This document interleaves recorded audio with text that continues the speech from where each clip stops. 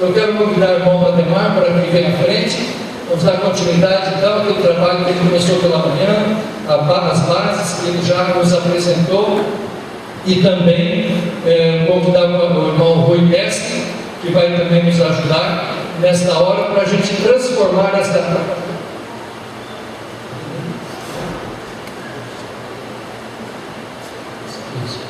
Porque nós temos algumas perguntas que devem merecer a nossa atenção e a gente provocar as respostas, né? Ou seja, diante das bases que foram colocadas pela manhã na parte de responsabilidade social, e vamos aliando aquilo que estamos ouvindo desde ontem à noite e hoje pela manhã e agora já à tarde, para nós como convenção, como responder a estes desafios, a estes apelos que o Senhor coloca diante de nós. Também gostaria, antes de dar a palavra ainda para os irmãos, só lembrar que o pastor Calixto estava falando antes aqui, mas ele não mencionou, e eu queria só reforçar isto. Ele trouxe alguns livros, e na hora ele não falou, mas eu gostaria também de reforçar livros sobre 40 dias profetizando com a família. O outro, Islamismo, grande batalha espiritual, e diálogo religioso sobre cristianismo e islamismo. São livros de autoria do pastor Calixto que estão à disposição também ali para aquisição, junto com outra livraria, tá bom? Então vamos refletir mais uma vez sobre esse tema da responsabilidade social e trazendo para a realidade da nossa convenção os seus desafios e como respondermos a estes desafios. Obrigado, pastor Samuel. A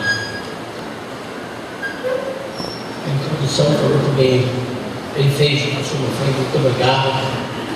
Eu estava aqui, à medida que eu ouvia, eu disse, às vezes eu me sinto mesmo incompetente, porque em casa minha esposa começa num assunto, quando olha já está no terceiro assunto e ainda não saiu do primeiro. Eu não sei quanto, então eu acho às vezes retardado nisso, mas agora eu compreendi melhor, pastor, entendo o porquê, e eu acho que esse trauma eu vou eliminar, né? Faz parte da vida da gente. Mas que bom, de forma bastante criativa. E a criatividade realmente está com o povo de Deus. E como foi dito aqui, por quê? Porque Deus é criativo. Ninguém poderia criar tudo isso de forma ímpar, singular. Nós somos únicos, ninguém é igual ao outro. Nós somos únicos criados. E todas as espécies também, isso é muito rico, muito criativo. E Ele nos deu essa capacidade. Por quê? Porque Ele nos criou semelhante a Ele. Não criou as outras espécies semelhante a Ele. Mas assim, Ele diz quando criou homem e mulher semelhantes a Ele. Muito obrigado, pastor. Mas, meus irmãos, nós não podemos ficar na constatação. Nós não precisamos apenas compreender e ficar numa catarse, né?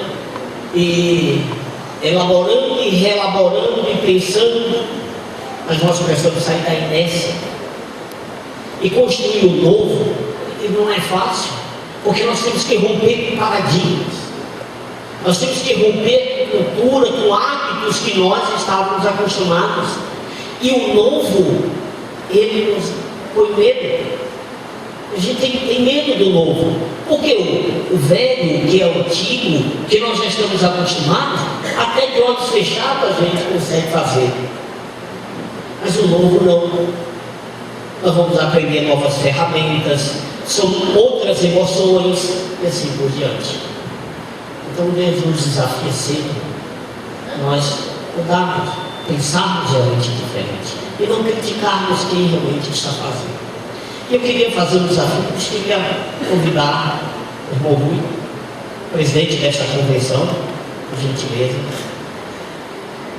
de nós pensarmos, meus irmãos, que não dá para nós ficarmos apenas, como eu disse, nesse ciclo vicioso, mas nós precisamos entrar num círculo virtuoso, de uma nova forma, de uma nova maneira de nós realizar, de evangelizar. Olha quantas ferramentas foram colocadas e não só aquelas tradicionais, né? De realizar missões. Olha quantos grupos isso, né? E quantas coisas nós ainda podemos aprender com a cultura, inclusive destes, para que a gente possa exercitar. Mas também o ser humano é um ser que tem necessidades físicas, necessidades emocionais, não só do ponto de vista espiritual.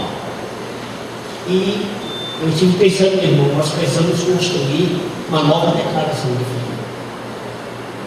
Há uma necessidade, enquanto cristãos, enquanto evangélicos, de nós, eu não quero dizer que a gente tem que rasgar com aquela antiga declaração que nós realmente realizamos. Mas quanto tempo faz que nós não revisitamos esta declaração de fé? Talvez nós precisamos revisitar. E o desafio que eu queria fazer é que nós pudéssemos, neste congresso aqui, sair com uma iniciativa com bases de construção, né, de uma reconstrução, vamos chamar assim, porque ela já existe, de uma declaração de fé, com estes valores e estes parâmetros que nós estamos colocando, do homem como ser integral, e não simplesmente da maneira como nós, algum tempo atrás, há 100 anos atrás ou mais, nós visualizamos apenas como ser espiritual, que a coisa mais importante do homem é a sua alma, e o resto não tem nenhum valor. E na prática, a nossa caminhada tem mostrado que, do ponto de vista do Evangelho, nós estamos equivocados. Então, pastor, eu queria, se nós pudéssemos, construir, quem sabe sair de uma comissão, para na convenção pudéssemos, quem sabe, estar com uma nova declaração. E um pouco que nós vamos aqui dialogar tem a ver com isso, um novo jeito de fazer, reconhecer isto como parâmetro, como diretriz e como estratégias nossas para que a gente possa fazer. E eu digo para vocês, como Batista Convenção Brasileira, não gosto muito de me denominar desta maneira, mas só para identificarmos em relação às convenções, embora elas trabalhem de forma hermenêutica, nós estamos muito mais atrasados. A nossa declaração, aí que ela precisa ser muito mais vista, porque o que tem tido conhecimento, que vocês têm caminhado, ela tem superado aquilo que nós imaginamos e tem mais proximidade do Evangelho integral que Cristo propõe uma igreja integral. O Sr. Rui, nesse sentido, irmão Rui, queria colocar nesse sentido. Não representa esse conjunto, esse corpo de Cristo aqui, né? Pudéssemos pensar nessa possibilidade de construir uma declaração e ouvir o que o irmão pensa a respeito disso, que limites o irmão imagina que nós teremos até para que a gente possa conseguir aqui um pouco nessa caminhada. E não estávamos combinando nada, nem sabia deste momento, porque estamos neste mover de Deus para isso. Ou seja, eu não frio, isso. Nós. Hoje de manhã, quando eu estava assistindo o Ademar apresentar o modelo, as bases, me passaram na mente uma série de coisas. Enquanto convenção, nós estamos atuando em várias frentes de trabalho. Nós estamos fazendo muitos projetos sociais, estamos nos engajando nisso, mas tem coisas que não fecham. E eu queria compartilhar algumas coisas que não é necessariamente a minha opinião, mas é o que eu tenho sentido que tem conturbado algumas igrejas. Eu fui educado assim, e muita gente aqui foi educada da mesma forma.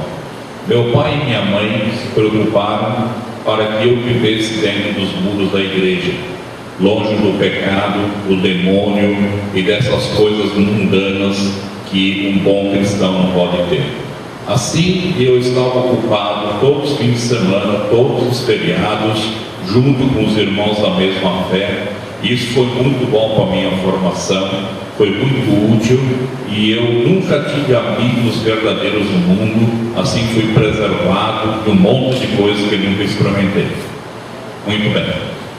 Aí um dia alguém chega e diz assim: Tenho que abrir a igreja e trazer os pecadores para dentro da igreja.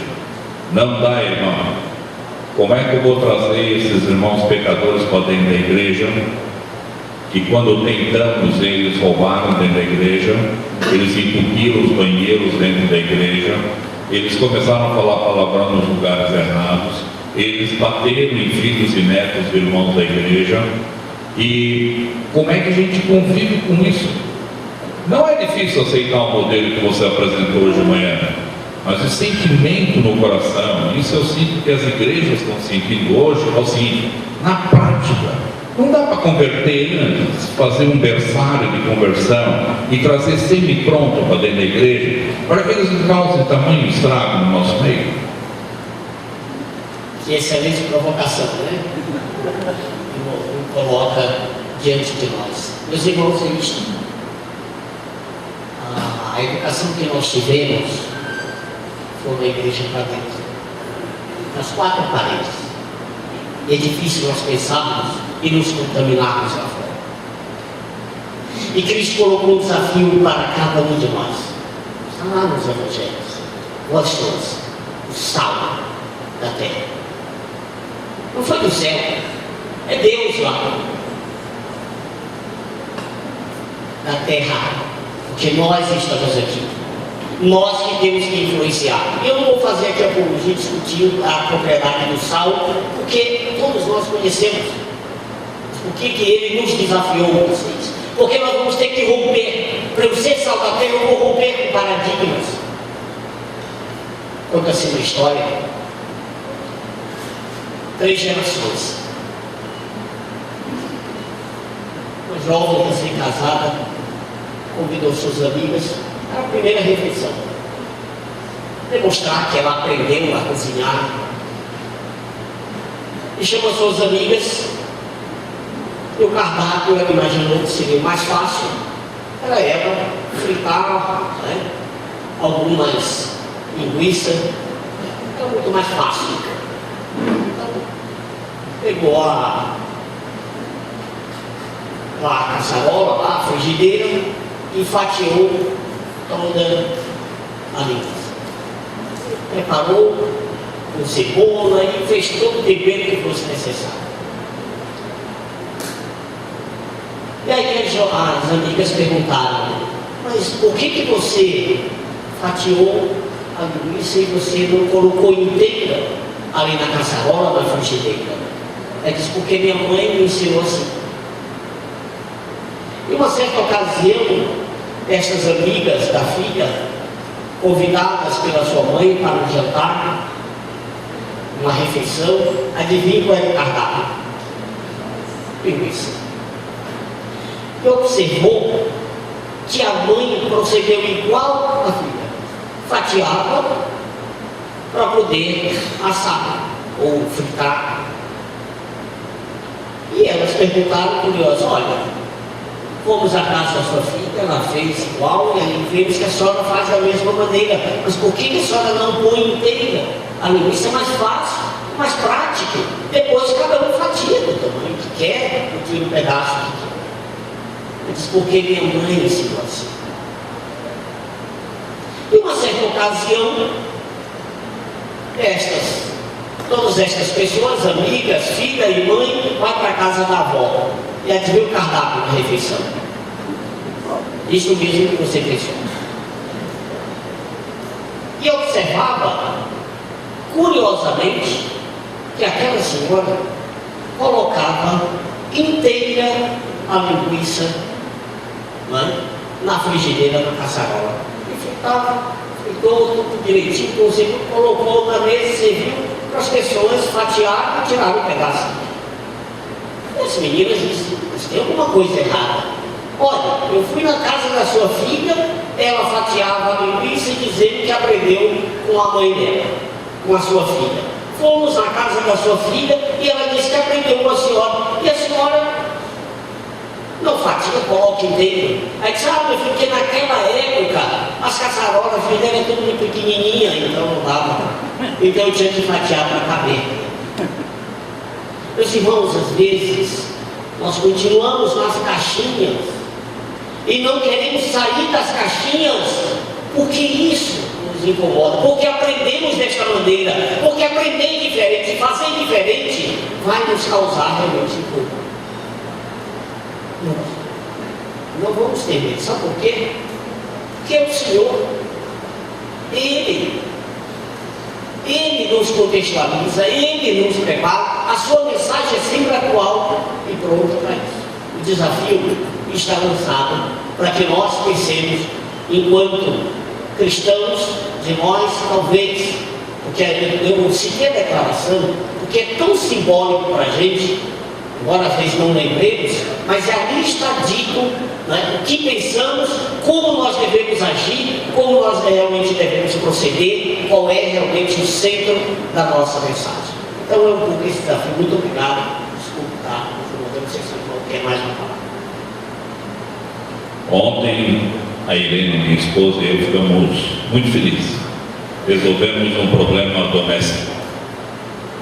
Nós temos um neto de 2 anos e meio. E ele viu na nossa casa uma galinha que dentro tem uns pintinhos. E ele amou a galinha com os pintinhos. E aí ele perguntou para a avó: cadê o galo? E nós não tínhamos galo. E como explicar agora que a galinha tinha pintinho? E nós ficamos preocupados, porque tem coisas acontecendo no mundo que a gente acha que está muito longe da gente. E está em todas as escolas. Não se fala mais sobre família, não se fala mais da relação homem e mulher. É tudo natural. E nós estamos procurando um galo. E não achamos o galo. Até que ontem à tarde, quando nós chegamos aqui, naqueles trabalhos maravilhosos ali, tinha um galo. E nós compramos o galo e estamos levando ele para casa para mostrar para o netinho que os pintinhos nasceram porque houve um galo e uma galinha. Agora, como é que a gente preserva na igreja isso hoje, onde essas mensagens soam como de antigamente, sendo que na escola, junto com as crianças nos relacionamentos, vale qualquer coisa. E pior do que isso, se manifestar contra, pode até dar cadeia. Este é o desafio. Este desafio que nós temos. Não há respostas prontas e acabadas, mas nós precisamos, realmente, como igreja, cada vez mais entender que novos tempos, novos desafios, novas formas, não é? E não é nem tanto o que é novo, porque para mim, o que está claro é qual é a essência que Cristo, e Ele é o nosso parâmetro. E o parâmetro dele é que Ele não esteve dentro de 4 paredes, e sim fora das 4 paredes, se identificando, sentindo a necessidade de cada um, sentindo o problema de cada um, colocando no seu coração compaixão, misericórdia. Por isso que está lá registrado por eles. Ele teve compaixão, teve misericórdia, sentiu a miséria de cada um. E é isso que nós vamos ter que romper esses limites, essas dificuldades, esse aprendizado com as novas gerações, com novas tecnologias, sem perder de fato a essência. A minha grande essência está aquilo que o Evangelho está pondo e colocando diante de nós. O irmão teria uma experiência para contar, dentro da sua experiência dentro dessa área social, de igrejas que passaram por essa fase de transição, e que, para que tipo de dificuldades nós devemos estar preparados? Bem, nós podemos, não sei se podem ajudar, o primeiro vídeo que nós passaremos pela manhã, essa é uma atividade que nós desenvolvemos 3 igrejas lá em Passo Fundo, 2 da Pioneira e a Igreja Batista, ação de compaixão. São coisas simples, coisas que as igrejas realmente fazem. Mas, meus irmãos, nós estamos aprendendo em Passo Fundo, como a vantagem que nós temos, é que é uma igreja que está surgindo recentemente, é que nós podemos fazer diferente daquilo que aprendemos há 30, 40, 50 anos. E uma das coisas que nós aprendemos é que Nós celebramos ao domingo um culto, mas um culto não é culto de evangelização, porque durante a semana a igreja tem que estar fora. E ela está fora nos pequenos grupos, nas chamadas células. Os pequenos grupos não é para pregação de evangelho, para dialogar. São várias atividades. Aos sábados, conversa entre amigos. O que é conversa entre amigos? O próximo tema que nós temos é sobre a alimentação saudável. Quem determina o cardápio infantil? Que tipo de alimentação nós estamos tendo? E estamos convidando médicos, enfermeiros, nutricionistas que não são da igreja e que jamais estariam lá no culto, mas que no sábado, onde nós não lemos a Bíblia, não fazemos oração. Pode ser que isso escandalize muita gente, porque o propósito não é isso. É uma conversa entre amigos, conversar, dialogar com as pessoas e depois vamos preparar aquele alimento coletivamente para um momento de bate-papo. Então são 2 horas em que nós fazemos isso. Então, por exemplo, no dia 14, nós teremos o filme Muito Além do Peso. Não sei quantos viram, se não, anotem e procurem ver. Uma excelente ferramenta para nós conversarmos, para nós discutirmos sobre a alimentação saudável.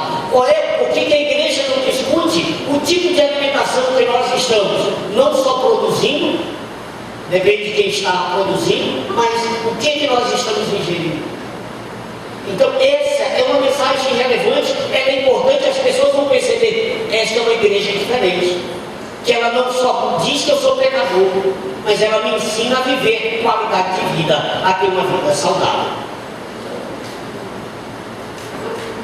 Mas na palestra nós vamos continuar aqui na oficina conversando. Mas muito obrigado, irmão Rui, pela sua disponibilidade, que nada realmente estava planejado e sei que peguei o irmão de surpresa.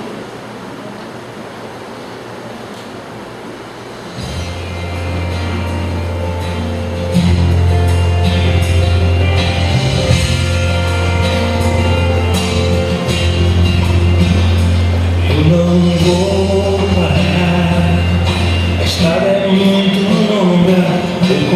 Essa foi uma caminhada de oração na cidade, orando em vários pontos da cidade, e cumprimentando e conversando com as pessoas.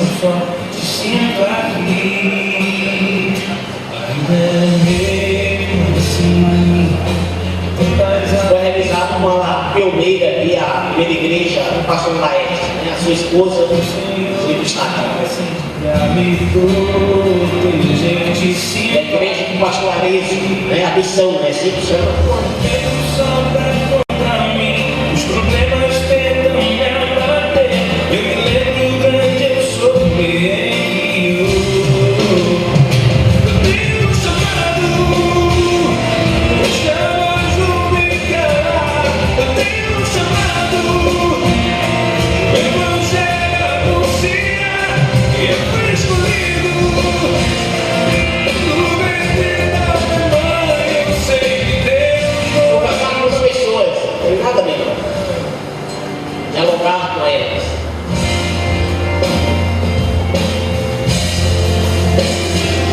é mesmo assim. Tantas aflições eu tenho que enfrentar.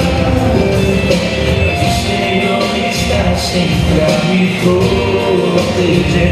Te sinto aqui. Quando o vento sopra contra mim, os problemas tentam me abater. Eu me lembro de onde eu sou. Eu tenho um chamado de me calar. Depois a gente fala a história desse rapaz. O evangelho anuncia que eu fui escolhido.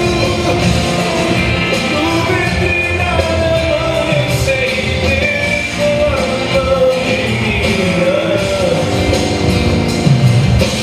há muito pra fazer, não há mais tempo pra olhar pra trás. Eu tenho um chamado,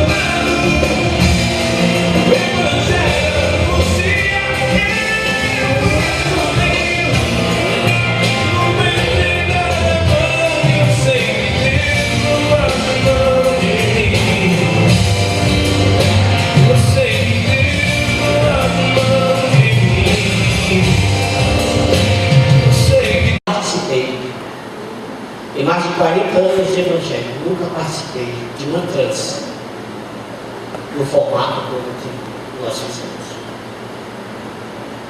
Já participei de mais de 10 trans, porque elas sempre tiveram foco na evangelização e achavam que não poderia fazer diferente. Podemos não ter multidões de pessoas nessa cidade, com certeza. Ver os amarelinhos, como alguns já disseram. Eu vi os amarelinhos, vi aqueles estavam com a camisa amarela, compartilhando. E se tivermos um só, como o Celso, que está lá no centro de recuperação, depois de passar 10 dias, como morador de rua, depois de passar 10 dias no hospital, sendo tratado e recuperado, e agora está lá, já terá valido a pena. Mas outros também, e este foi o culto, para também contarmos as bênçãos, glorificarmos ao Senhor o resultado daquilo que a gente fez. Então, esta é uma atividade que podemos fazer conjuntamente quando a igreja sai da fora. Ela pode realmente fazer isso, ela pode fazer o diferente. Bom,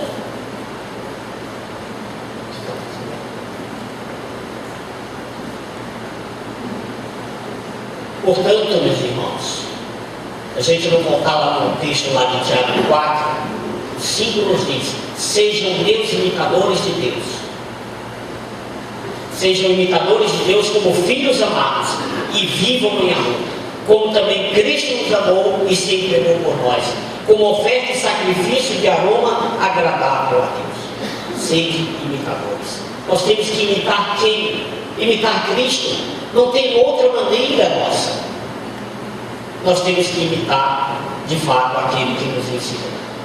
Então, nosso chamado é servir em nome de Deus. Como já foi dito, a igreja é o único organismo capaz de ministrar as necessidades integrais do mundo.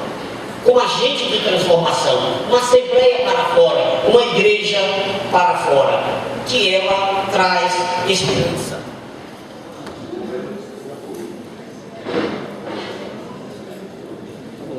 Esse é o problema quando nós dependemos da mídia, né? Muito bem, eu posso falar, os irmãos só não conseguem realmente ver. A atuação da igreja, ela sempre foi importante, e nós temos ao longo da história fatos que mostram isso claramente. E se nós olharmos, não é uma história tão distante, olha a importância que João Calvino teve na sua sociedade, na sua geração, na sua época. Conseguiu influenciar econômica e socialmente e na forma de se organizar a Europa. E nós sabemos a influência que ele teve, o seu grande contributo em relação a isso. Então, estes são exemplos concretos de que nós podemos e devemos ser uma boa influência na sociedade onde nós estamos inseridos. Mas infelizmente a igreja deixou de ser relevante. Nossa atuação não muda mais, ela não altera a cultura, nós não conseguimos mais transformar aqueles que nos cercam, e isso é decorrente da maneira que estamos tratando ou estamos concebendo o Evangelho. Me desculpe eu insistir nisso, meus irmãos. Nós ainda estamos concebendo de uma maneira equivocada o Evangelho. Nós estamos dicotomizando ainda o ser humano. Quando? O que nós precisamos mais de entender? Esta necessidade de ver o homem como um ser integral e não um ser que precisa apenas ser restaurado espiritualmente a sua alma. Ele precisa ser restaurado de uma forma total. Eu não posso dizer para os irmãos que a mão levantada do Celso significa que ele se converteu. Mas as atitudes nossas, a nossa proximidade com ele, nós nos colocarmos ao lado dele, como os psicólogos chamam, empatia, ter empatia, sentir o que ele está sentindo, isso pode sim demonstrar uma verdadeira transformação na vida do Celso. Ainda é cedo para nós afirmarmos que se converteu ou não, porque nós estamos habituados e criamos uma metodologia que as pessoas têm que levantar as mãos, por isso que elas têm que vir para cá, para a gente reconhecer. os nossos cultos podem ser espaço, sim, de nós contarmos estas bênçãos, de vir celebrar o Senhor com aqueles que de fato compreenderam essa mudança, essa transformação na sua vida. Nós precisamos ter um compromisso, meus irmãos, com o mundo novo.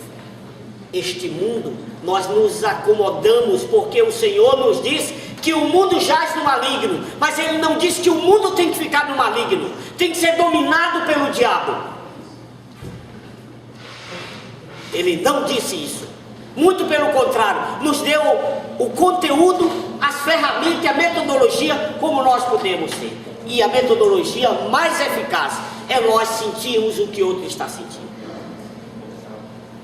é estarmos identificados.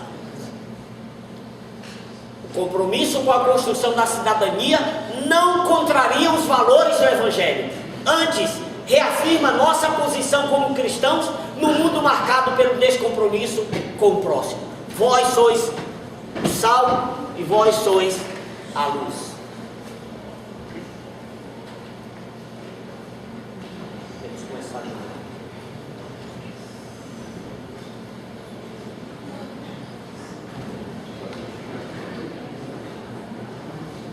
Vós sois o sal e vós sois a luz.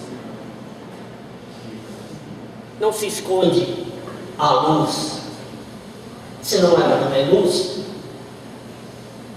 Nós nos escondemos dentro dos templos, sobre as justificativas que estamos lá glorificando a Deus. Mas o Senhor é glorificado nas vidas que estão lá fora sendo transformadas. Pela compaixão, pelo companheirismo, pela amizade, pelo serviço, pela postura ética e coerente nossa na sociedade. Eu disse para os irmãos, talvez podem pensar que eu fui leviano em falar de 7 processos que estou sofrendo. Os irmãos sabem por quê?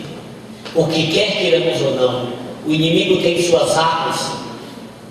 E havia naquele momento no Conselho Nacional da Assistência Social 5 cristãos que estavam ali porque acreditam na influência positiva do Evangelho na vida das pessoas e na construção de uma política pública séria que ela traga justiça social. Mas também tínhamos clareza que nós estávamos mexendo nos interesses, ou nos interesses, como nos dizia o Brizola, e que nós não estávamos isentos de sofrer as consequências disso. Ao aprovar a filantropia para uma e outra entidade, baseado em critérios éticos e corretos, nós estávamos ferindo sim os interesses da equipe de fiscais, de auditores do INSS, que ganhavam e ganham pela fiscalização que eles fazem e arranjam sempre algum motivo para poder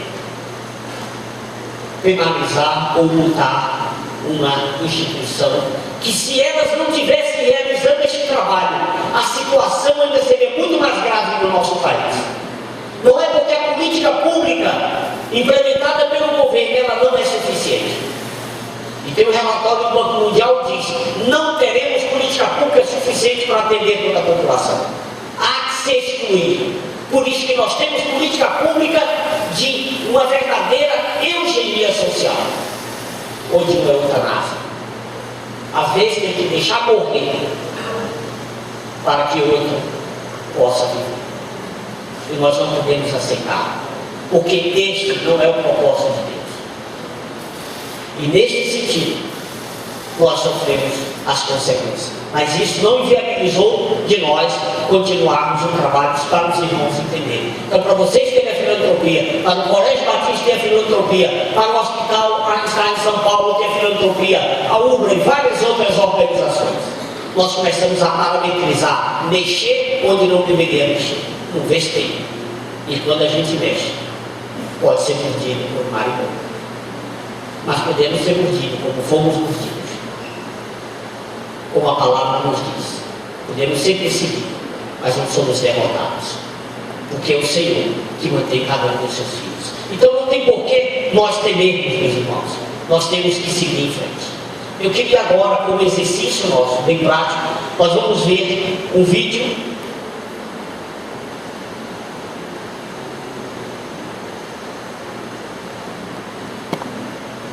Não sei se consegue desligar as lâmpadas, não sei se vai ser suficiente para todos enxergarem.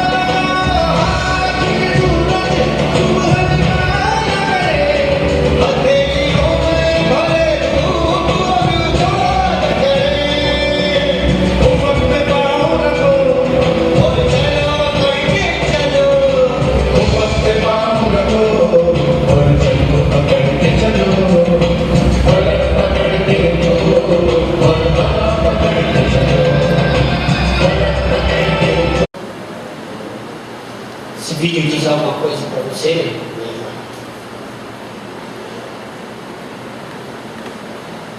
O que ele diz para você? O que ele fala? Fala de quê? De quê? Oi?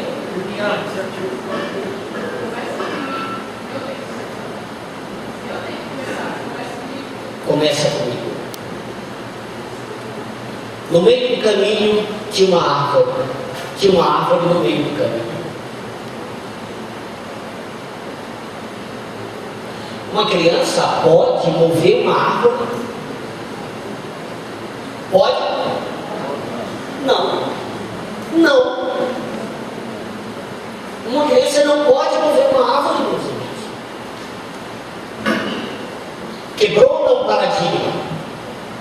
Este paradigma foi ou não foi quebrado? Quantas coisas podem se quebrar assim? Quando nós estamos comprometidos com Deus, o que vale é o paradigma dele, não dele. É nós nos submetermos à direção dele, ao poder que ele tem. Ninguém diria. E é uma prova evidente. Na perspectiva humana, o ser humano pode andar sobre as águas? Pode? Pode? Não. Pergunto, andou sobre as águas? Sim ou não? Incrível. Como pode? Pode. Pode. Pode. Essa é uma dimensão transcendental. E essa dimensão é Deus quem atua. Então, este vídeo nos leva a refletir, a pensarmos a respeito disso. Qual era o objetivo daquela criança?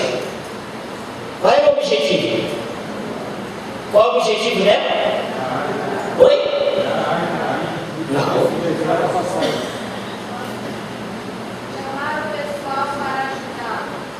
Não. Ela era o quê? Ela estava onde?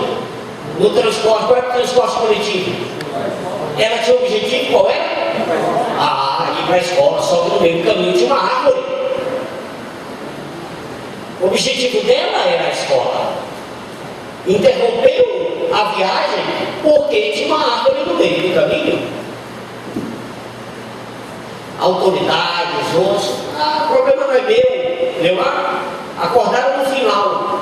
E assim, cada um na sua zona de conforto. Mas o problema, ele tomou o problema para si. Alguém disse que tem que conversar comigo, me incomodou. E é isso. Quando nós não estamos incomodados, é porque nós estamos na nossa zona de conforto. Meus irmãos, observe, coloque um saco numa água fria e liga o fogo. Ele vai, a água vai esquentando gradativamente. E vai esquentando, morna, vai.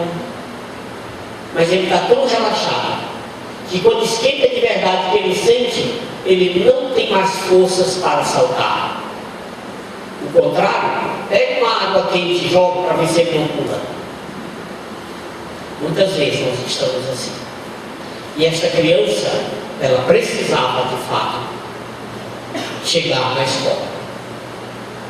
E aí é muito fácil, porque ela deu o primeiro passo. Nós quebramos os paradigmas quando nós damos o primeiro passo. E ela deu o primeiro passo. E o que era impossível tornou-se de fato realidade. E às vezes nós não acreditamos. Com atitude simples, com ação simples, ela causa um impacto importante na vida da igreja, na nossa vida, de um modo geral. Às vezes situações, meus irmãos, situações que nós resolvemos no dia a dia. Sabe por quê? Porque nós fomos habituados ao mais ou menos, ou ser igual aos outros, a não ter sucesso. Eu não estou falando aqui de teologia de prosperidade, não, mas da mediocridade que muitas vezes querem nos tornar. Tanto que quando pensamos num projeto, numa coisa diferente, seja profissional ou o que for, tem sempre alguém para estar puxando e dizendo que não vai dar certo. É ou não é? Não vai dar certo. Não, isso aí já tem vaga. Não funciona. Parece um balaio de caranguejo. Já observaram? Ele vai lá com muito esforço, tenta sair. Quando alcança lá a borda para cair fora, aí o outro vem, pronto, vai. Teu lugar é aqui na lama.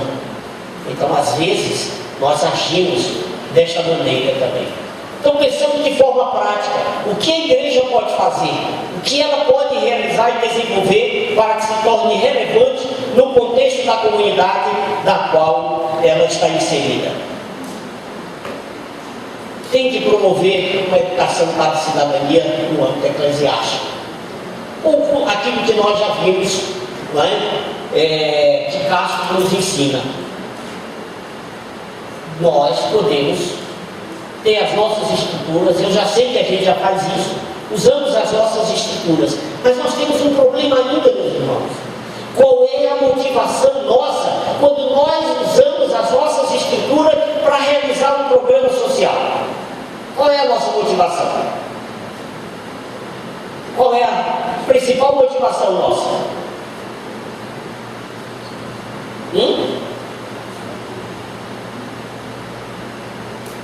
Não é isso?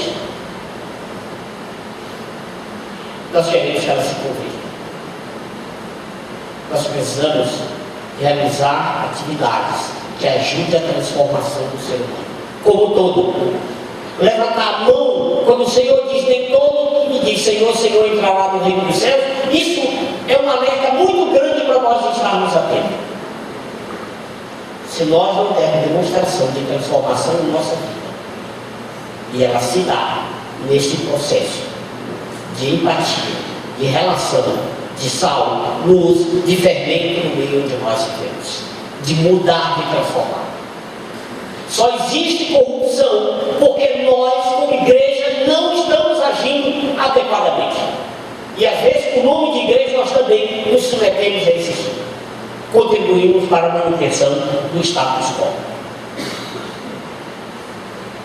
promover parceria com as instituições. Nós somos, eu não estou dizendo que isso não é bom. Do ponto de vista de missões de evangelismo, nós fazemos isso. Mas ainda nós estamos separando as coisas. Ainda estamos fazendo as caixinhas, pensando as caixinhas. Pode ser, irmão Manfredo, né? Porque na verdade, na maioria quem fez todos esses desenhos e planos evangelísticos e tudo foram os homens. E aí a gente pensa muito na caixinha. Precisamos nessa construção de um outro gênero, né? Para que a gente possa ser bem influenciado e pensar de forma diferente, forma mais holística, de forma muito mais ampla,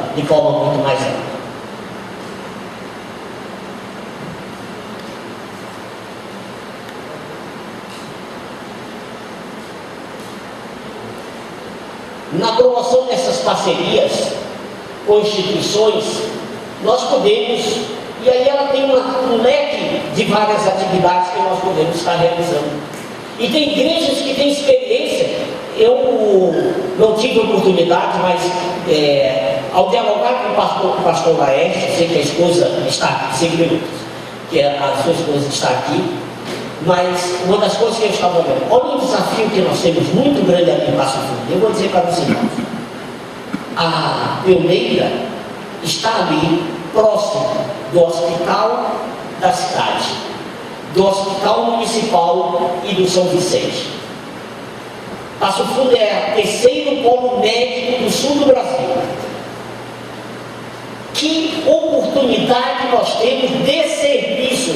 Aquelas pessoas que chegam de madrugada, não têm onde dormir, não tem às vezes uma sopa, um alimento. Muitas vezes são pessoas dependentes do SUS que atendem, são atendidos nesses lugares, não tem plano de saúde.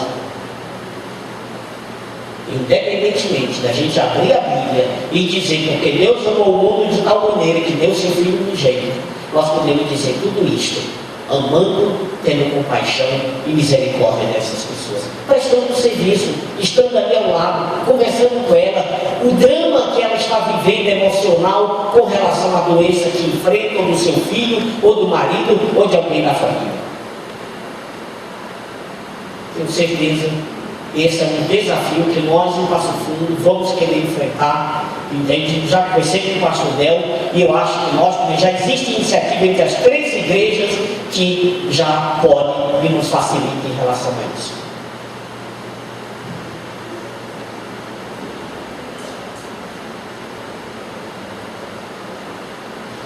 Meus irmãos, outra coisa que eu queria colocar é que nós precisamos ser uma boa influência na construção de políticas públicas. E os espaços que nós temos hoje, eles permitem e nos ajudam para que nós possamos influenciar para além dos espaços evangélicos que nós temos. Porque não é difícil estar na Repaz, na Renas, né? Na ABU, porque nós estamos entre irmãos. Mas existem espaços onde a gente sabe que o inimigo está ali a gente. Então nós podemos aí ser realmente uma diferença. Qual das nossas igrejas hoje compõe os conselhos de políticas públicas? Quantas igrejas aqui estão no Conselho da Assistência Social? Eu estou vendo uma mão, 2 levantadas. Tem como 3. pessoas, tem várias. Não como igreja. Não, eu estou falando, tudo bem, mas porque a igreja também tem um CNPJ, mas pode observar, e não está errado enquanto nós devemos influenciar, mas imagine nós pensarmos também enquanto igreja. Esse é o desafio. Por que o nosso CNPJ não pode estar sendo disputado com os outros e as pessoas querendo que você esteja ali presente? Porque tem uma palavra, uma maneira ética diferente de agir. Tem dado certo. E outros espaços, outras pessoas têm feito isso. Mas enquanto cidadão também devemos fazer. Mas quando nós fazemos como ING, que é o indivíduo não governamental, e não como ONG. Né? Eu represento a mim mesmo, porque eu não discuto com a igreja e levo para lá essas questões. Então, estar nos conselhos e nos fóruns de políticas públicas é um desafio também muito importante para nós. Galari vai nos dizer: a cidadania expressa um conjunto de direitos que dá à pessoa a possibilidade de participar ativamente da vida e do governo de seu povo. Quem não cuida, quem não tem cidadania está marginalizado ou excluído da vida social e da tomada de decisões, ficando numa posição de inferioridade dentro do grupo social. Precisamos mais do que nunca sermos uma boa influência na nossa sociedade. Precisamos ter um entendimento da solução para o homem. Não se assuste, a Bíblia não traz somente a péssima notícia de que o homem está indo de mal a pior, mas de que o homem não pode salvar a si mesmo. Ela nos traz uma boa notícia: Deus providenciou o poderoso Evangelho de Cristo. Porque eu não me envergonho, vamos ler juntos? Porque não me envergonho do Evangelho, porque é o poder de Deus para a salvação de todo aquele que crê. Primeiro do judeu, depois do grego. Meus irmãos, nós sabemos tudo isso, sabemos decorar as coisas. Precisamos se falar, mudar, sair dessa inércia. O Evangelho é poderoso para mudar qualquer pessoa, qualquer tipo de pecador. Não importa quem ele é, pode mudar a sua vida, a minha vida. Os homens inventaram suas armas, suas bombas, mas nenhuma delas pode se equiparar ao poderoso Evangelho de Cristo. Por isso, não se limite à graça e misericórdia de Deus, pois somente Deus pode fazer isso. Porém, Ele quer aplicá-las em todo tipo de pessoa, em todo tipo de pecador. Portanto, não te cales. Clama em alta voz e não te detenhas. Levanta a tua voz com a trombeta e anuncia ao meu povo a sua transgressão e a casa de Jacó os seus pecados. Podem ler comigo? Abre a tua boca a favor dos que não podem defender-se. Seja um defensor de todos os desamparados. Seguindo, abra a tua boca, julga retamente, defenda os direitos dos pobres e dos necessitados.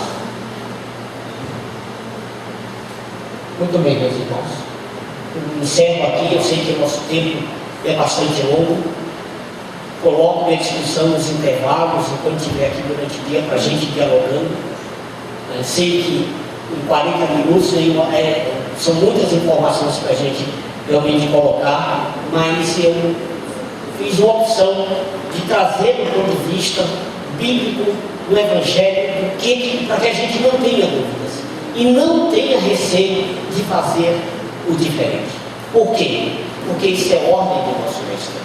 É assim Ele deseja que nós sejamos uma igreja proativa, não uma igreja reativa, uma igreja que está na vanguarda das gerações, que está à frente do seu tempo, uma igreja que está realmente preocupada com os grandes problemas. Meus irmãos, nós não podemos ficar apenas olhando no passado alguns líderes que foram referências para os nossos políticos. Os pastores, os líderes, nós temos que ser referência na nossa cidade. O prefeito, os secretários, os empresários, né? As pessoas mais simples têm que nos procurar. Tem que nos procurar para ouvir o nosso conselho. O que você acha sobre isso? Mas tem irmão que passa a vida inteira e nunca foi lembrado por ninguém como referência na sua vida. Nós temos que ser referência e seremos referência à medida que nós nos revistamos deste poder dado pelo Espírito Santo e sermos testemunhas, tanto em Jerusalém quanto em Judeia, Samaria e até aos confins da terra. Que Deus nos ajude nessa grande tarefa. Muito obrigado pela oportunidade, Senhor.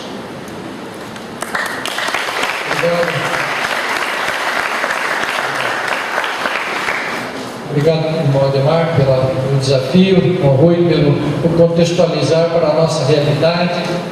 nas nossas igrejas. Também nós ouviremos daqui a pouco das ferramentas das nossas instituições e também práticas na própria igreja, o desenvolvimento do trabalho envolvendo esta visão de alcançar a comunidade, de influenciar as políticas, participar delas de alguma forma e sermos então sal fora do saleiro, como disse certo pregador, né? Quero convidar o pastor Evaldo para que venha orar conosco, também chamar aqui o Ademar de volta.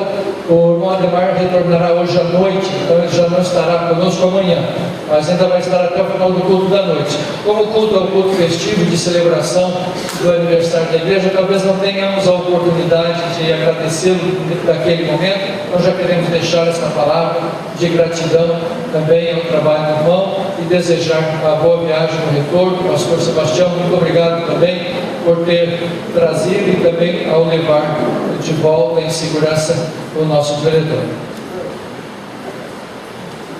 Senhor, nós queremos te louvar pelo que ouvimos nesta tarde, desafios tão importantes, segundo o modelo do Senhor Jesus, que olhou para o homem integral, procurou cuidar do corpo, da alma, do espírito, atendendo as pessoas ali à sua volta, mostrando também os valores do reino, mas preocupado com a necessidade do físico também. Muito obrigado pelo que ouvimos. Obrigado pelo irmão Ademar Marques. Queremos pedir que o Senhor continue usando essa vida. Abençoa, Pai, em todo o seu ministério, em todo o seu trabalho. E que esse desafio também fique em cada coração aqui. Nos ajuda como convenção e também como indivíduos a aplicarmos esses princípios, a pensarmos de maneira criativa, mas também com a tua graça, com a tua sabedoria, a tua visão, podendo desenvolver maneiras de alcançar as pessoas à nossa volta, em todas as suas necessidades. Necessidades espirituais, é verdade, mas necessidades físicas, materiais, que se manifestam tão marcantes num país como o nosso. Pedimos, Pai, nos abençoe. Pedimos pela viagem de retorno do irmão Ademar, também do pastor Sebastião, cuida deles e continua abençoando também essas vidas e ministérios. Em nome de Jesus. Amém.